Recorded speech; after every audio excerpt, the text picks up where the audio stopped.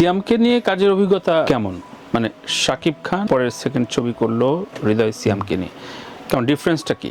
না, ডিফারেন্স যে অনেক ডিফারেন্স বিষয়টা তা না। আপনার এখানে যখন আসছি আপনিও তো আমাকে কিছু না কিছু খাওয়াইছেন না, ওই রকম ধরেন ওর সাথে যখন ফার্স্ট মিটিংয়ে বসছি তখন ও আমাকে খাওয়াইছে, আমিও খাওয়াইছি, এইরকম।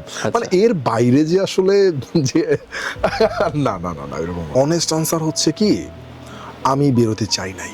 চাও নাই? না, আচ্ছা, আমি কুরবানির ঈদে যে সিনেমাটা বানাইতেছি ওইটাতে আমি বের হইছি। মানে একদম আলাদা একটা গল্প, মানে কোনো ভায়োলেন্স নাই, একটু অন্যরকম। আর ভায়োলেন্স ফিল্মের কথা যদি বলেন, ওইটা আমার একটা সিগনেচার। আপনি এস রাজামৌলির আপনি মাগাধীরা দেখেন, বাহুবলী দেখেন, একটু তলোয়ার ঘোড়া, যার যার একটা ফ্যাসিনেশন থাকে, রাজা বাদশাদের গল্প বলা একরকম। এইবার আপনি অ্যাথলিট সিনেমা বলেন, মানে লাস্ট আল্লু অর্জুনের সিনেমাটা তো আসবে, এর আগে সে 5টা ফিল্ম করছে আমি যদি ভুল না করি। 5টা ফিল্মের মধ্যে 4টা ফিল্মই হচ্ছে হিরো ডাবল পার্ট। ওকে, বাবা ছেলে বাবা ছেলে। শাহরুখ খানকে নিয়ে যেটা বানাইছে সেটাও কিন্তু বাবা ছেলে। কেউ কিন্তু বলে নাই কি রে ভাই, এ তো খালি বাবা ছেলে বাবা ছেলে, এর বাইরে কি কোনো গল্প বলতে জানে না, এটা কিন্তু কেউ বলে নাই।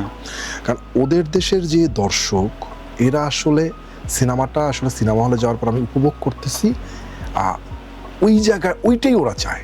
আচ্ছা, আমাদের দেশে দর্শক যেটা চায় না তা কিন্তু না।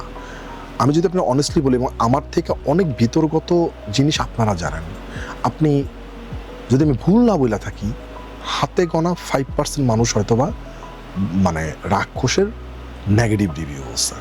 আচ্ছা, একটু ভায়োলেন্স বেশি হয়েছে, আমি একদমই করি না ভাইয়া, একদমই করি না, এটা হয়ও না।